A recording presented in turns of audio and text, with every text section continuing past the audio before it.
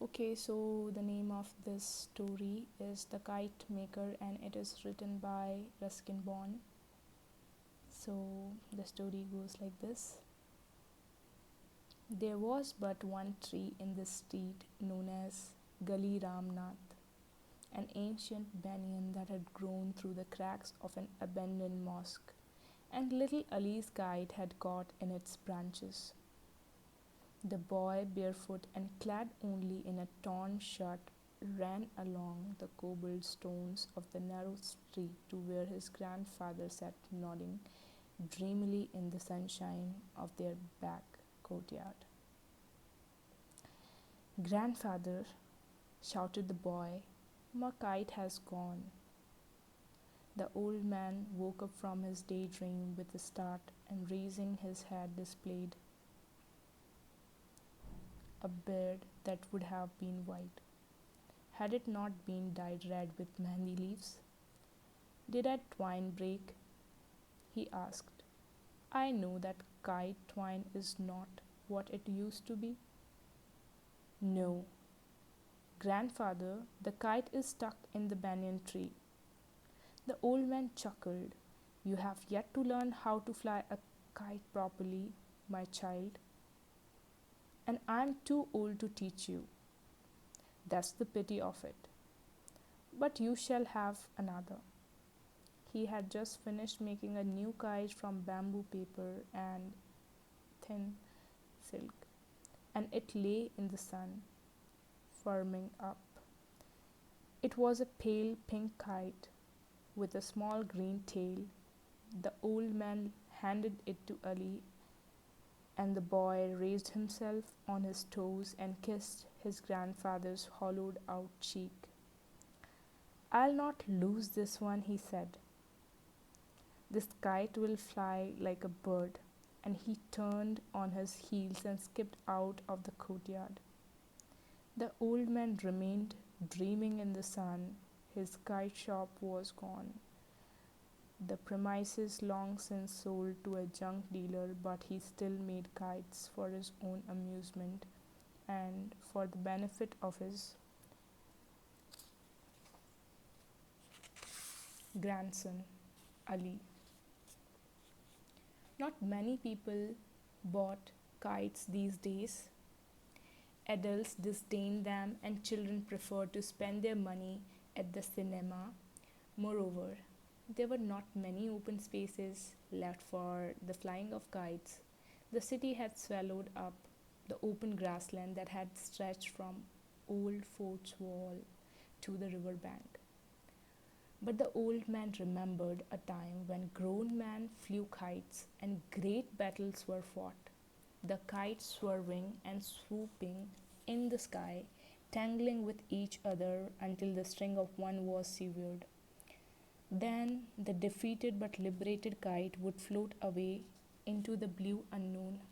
There was a good deal of betting, and money frequently changed hands. Kite flying was then the sport of kings, and the old man remembered how the Nawab himself would come down to the riverside with his retinue to participate in this noble pastime. There was time then to spend an idle hour with a gay, dancing strip of paper. Now everyone hurried in a heat of hope, and delicate things like kites and daydreams were trampled underfoot.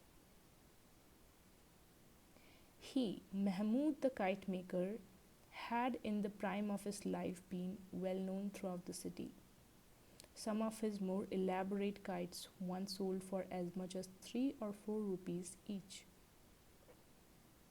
At the request of the Nawab, he had once made a very special kind of kite, unlike any that had been seen in the district. It consisted of a series of small, very light paper discs trailing on a thin bamboo frame. To the end of each disc, he fixed a sprig of grass, forming a balance on both sides. The surface of the foremost disc was slightly convex, and a fantastic face was painted on it, having two eyes made of small mirrors. The disc, decreasing in size from head to tail, assumed an undulatory form and gave the kite the appearance of a crawling serpent. It required great skill to raise this cumbersome device from the ground, and only Mahmud could manage it. Everyone had heard of the dragon kite that Mahmud had built, word word went round that it possessed supernatural powers. A large crowd assembled in the open to watch its first public launching in the presence of the Nawab. At the first attempt, it refused to leave the ground. The disc made a plaintive, protesting sound, and the sun was trapped in little mirrors and made of the kite a living, complaining creature. And the mirror, and then the wind came from the right direction, and the dragon kite soared into the sky, wriggling its way higher and higher, with the sun still glinting in its devil eyes. And when it went very high, it pulled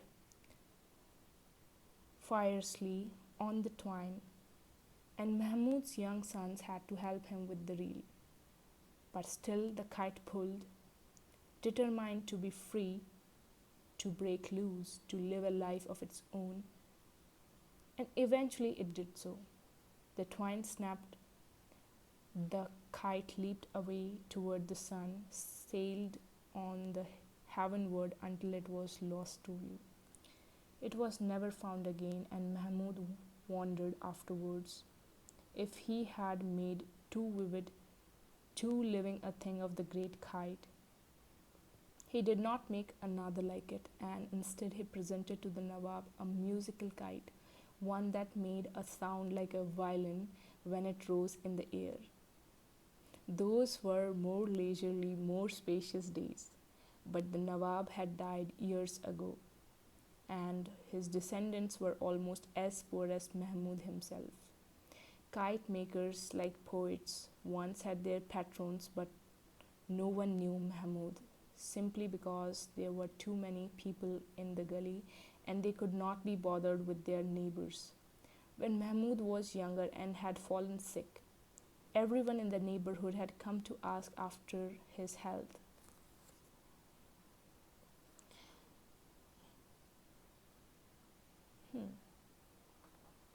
But now, when his days were drawing to a close, no one visited him. True, most of his old friends were dead and his sons had grown up. One was working in a local garage, the other had been in Pakistan at the time of partition and had not been able to rejoin his relatives. The children who had bought kites from him 10 years ago were now grown men struggling for a living. They did not have time for the old man and his memories.